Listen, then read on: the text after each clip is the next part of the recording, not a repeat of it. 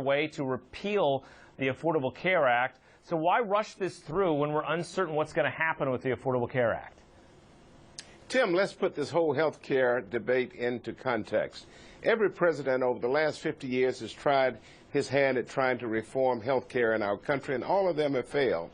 And President Obama came along in 2008 and promised the country that if elected, that he would get creative and try to find a way to extend health care coverage to every American, even those who cannot afford expensive health care. And we delivered on that promise. 1 year after President Obama was inaugurated, we passed the Affordable Care Act. And now it has been in existence now for the last 7 years. The Affordable Care Act has extended health care to millions of Americans. More than 30 million Americans have signed up for health insurance. In addition to that, the law also empowered the states to expand its Medicaid program so that poor adults without children could have access to Medicaid. We've had Medicaid in North Carolina for years, but it was for families with dependent children and for the disabled.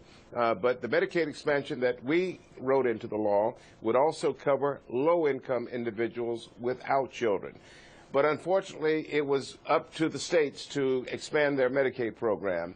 And there are 19 states in the union who have not expanded Medicaid, and North Carolina, sadly, is one of those states. And so we're calling on the Republican leadership to work with us in expanding the Medicaid program in North Carolina so that poor people, low-income North Carolinians, can to health care. We call it Medicaid expansion. Governor McCrory and the Republicans have stood their ground, and they refused to do it. But now under the capable leadership of Governor Roy Cooper, we're now going to move forward, and Governor Cooper has asked the federal government for permission to expand the Medicaid program in North Carolina so that poor people in North Carolina can have access to health care just as poor people do in other states across the union. Now, the other problem that we're facing is that Donald Trump, President-elect Donald Trump, promised during the campaign that he would lead the effort to repeal the Affordable Care Act. How reckless could that be? That was his promise during the campaign, and now he's trying to line up Republicans to follow him with a repeal vote.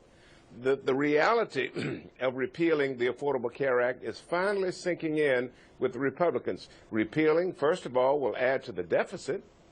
Secondly, it will take away health insurance from more than 30 million people in this country. It will kick young people off of their parents' health insurance plans who are under the age of 26. It will be catastrophic. But yet the Republican leadership in Congress, lining up with President-elect Trump, are now trying to begin the process of dismantling the Affordable Care Act. It will not happen. It is politically unthinkable. It is a poor policy decision. They don't have the ability to replace the Affordable Care Act with a similar type plan if they were to repeal it. And so we're in a wait-and-see mode, and we're going to fight the Republicans every step of the way to make sure that they do not dismantle the Affordable Care Act, because it really matters to North Carolinians. 500,000 North Carolinians benefit from the Affordable Care Act. And so stay tuned. This is the debate that is just starting, but Democrats are going to fight Republicans every step of the way if they repeal the Affordable Care Act, if they try to create vouchers for the Medicare program, and to do other things that will hurt ordinary Americans. Well, Congressman, you said it's a wait and see, so why not wait and see before you expand Medicaid in North Carolina? You could put those 500,000 people on the rolls, and 6 weeks from now they could be taken right back off. Well, look, the Medicaid program needs to be expanded today.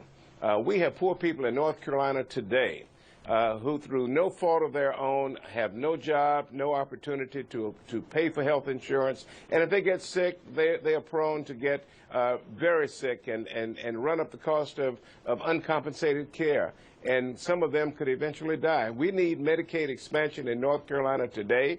It's going to take years for the Republicans to go through the procedures to try to get a repeal vote squarely on the floor. They are not going to repeal it overnight. It is politically and legislatively impossible. What's happening this week is they're simply going to pass what we call reconciliation instructions, which simply instructs the Committee of Jurisdiction to begin thinking about it and begin the process of trying to figure out how it can be dismantled. The Affordable Care Act is not going to be repealed. The consequences are too great, and the Republicans have finally, many of them have finally figured out the danger, the harm that will be caused to ordinary Americans who vote in every election. They're not going to do it when reality sets in. It's going to add to the deficit. The CBO, the Congressional Budget Office, has already told us, you repeal the Affordable Care Act, not only will it hurt 30 million people, but it's also going to add to the deficit more than $2 trillion. We're trying to reduce the deficit, not increase the deficit. And so Republicans have figured this out. The better thinking Republicans have figured this out. And I believe at the end of the repeal will take place. The North Carolina passed a law in 2013 that essentially forbid the governor from expanding Medicaid, but that's what he's doing. Republicans say he is breaking the law. So are you endorsing the governor breaking the law then by expanding Medicaid on his own? I don't accept the notion that it's breaking the law. The governor can use executive action to expand the Medicaid program.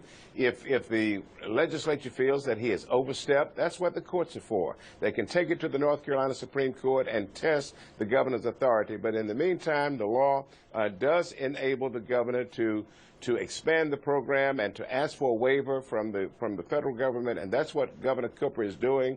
And I give a wonderful shout out to Governor Cooper for coming right out of the gate and talking about Medicaid expansion and following through on his commitment to make health care available to every North Carolinian. Well, we've been talking about this for 6-7 years. I think we'll be talking about this for at least 6-7 more years in the future. Congressman Butterfield, I know you have a busy schedule. Thank you for a little bit of your time tonight, sir. Thank you.